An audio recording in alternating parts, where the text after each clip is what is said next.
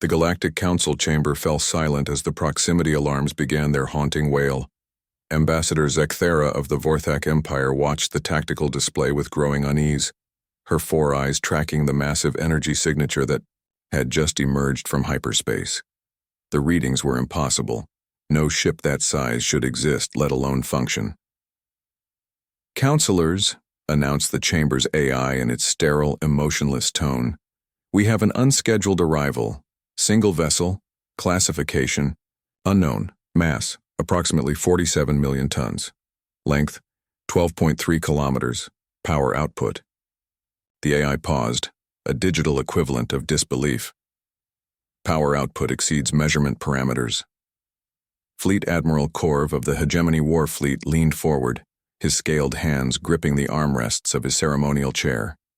In 3 centuries of military service, he had never encountered a vessel of such proportions. Even the legendary Titan-class world ships of the ancient builders were dwarfed by this monstrosity. "Where did it come from?" demanded Empress Lithana, her telepathic voice resonating through every mind in the chamber. Her species, the ethereal collective, had ruled through superior technology and psychic dominance for millennia. The fear, creeping into her mental projection, was something none had experienced before. The main holographic display flickered to life, revealing the newcomer in all its terrible glory. The ship was a study in brutal efficiency, angular, predatory, bristling with weapon emplacements that defied easy categorization. Hull plating seemed to shift and flow like living metal, while energy patterns danced across its surface in mesmerizing, deadly spirals. "Identification beacon is human," reported the AI, the word hanging in the air like a death sentence. The chamber erupted into chaos. Humans were the galactic community's newest members, barely 3 decades since first contact. They had been classified as a primitive species, violent certainly, but technologically inferior. Their small fleet of converted mining vessels and retrofitted cargo haulers had been dismissed as quaint curiosities. The galaxy's major powers had treated them as useful mercenaries at best, cannon fodder at worst. This changed everything. Ambassador Chen Wei materialized via hologram at the human delegation's podium, her expression calm despite the pandemonium surrounding her. She waited patiently as security forces scrambled and fleet commanders barked orders at their subordinates. When she finally spoke, her voice cut through the noise with quiet authority. "Honored counselors, I present the UES Prometheus, humanity's first prototype Dreadnought. Admiral Korv's tactical implants were working overtime, analyzing the vessel's specifications. What he saw defied conventional physics. "This is impossible," he growled. "No civilization develops this level of technology in 30 years. Where did you acquire these designs?" Ambassador Chen smiled, an expression that somehow managed to be both diplomatic and predatory. "We built it ourselves, Admiral. Humans have always been creative problem solvers." The truth was simultaneously simpler and more terrifying than any alien conspiracy theory. Humanity hadn't stolen the technology or discovered ancient artifacts. They had done something the galaxy considered impossible. They had innovated beyond all reasonable expectations, driven by the same desperate creativity that had once turned crude tools into weapons capable of planetary destruction. Director. Vex of the Trade Consortium frantically consulted his economic projections. The mere existence of such a vessel shifted the entire balance of galactic power. "The resource requirements alone should have bankrupted your entire species," he protested, his insectoid mandibles clicking nervously. "We've always been good at making do with less," Chen replied. "Your blockades taught us to be very efficient with our materials." The blockades.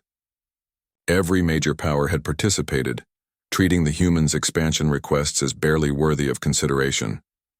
They had been contained to their small corner of space, cut off from critical trade routes and advanced technologies. It was meant to keep them dependent, compliant. Instead, it had forged them into something unprecedented. Empress Lithana attempted to probe Ambassador Chen's mind, seeking deception or bluff. She encountered something that made her recoil in shock.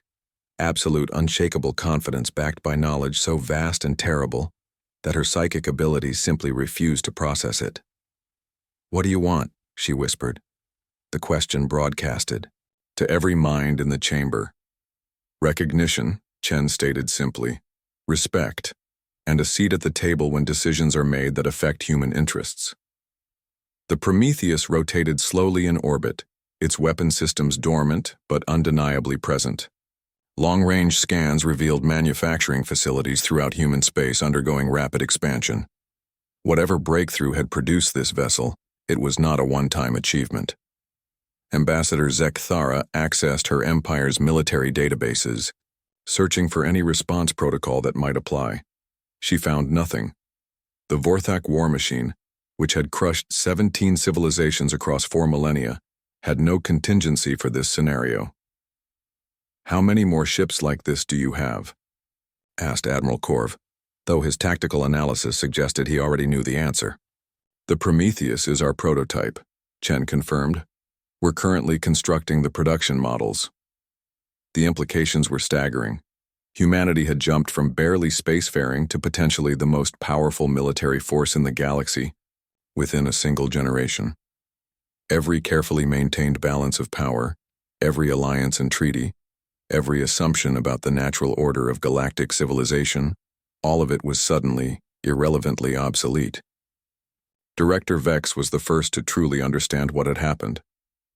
"You've weaponized your own limitations," he said, awe creeping into his synthetic voice. "You turned our containment into an advantage." Ambassador Chen nodded approvingly. "Constraint breeds innovation, Director. You taught us that resource scarcity isn't a weakness, it's a crucible that burns away inefficiency." The emergency session continued for 17 hours as the galaxy's powers grappled with their new reality. When it concluded, humanity had been granted full council membership, preferential trade status, and territorial expansion rights that had been denied for decades. As the Prometheus departed, its massive bulk disappearing into hyperspace, every empire began the same urgent calculation. How quickly could they pivot from seeing humanity as a minor irritant to courting them as essential allies? The age of human dominance had begun not with conquest, but with a simple demonstration that sometimes the most dangerous weapon is the one nobody sees coming.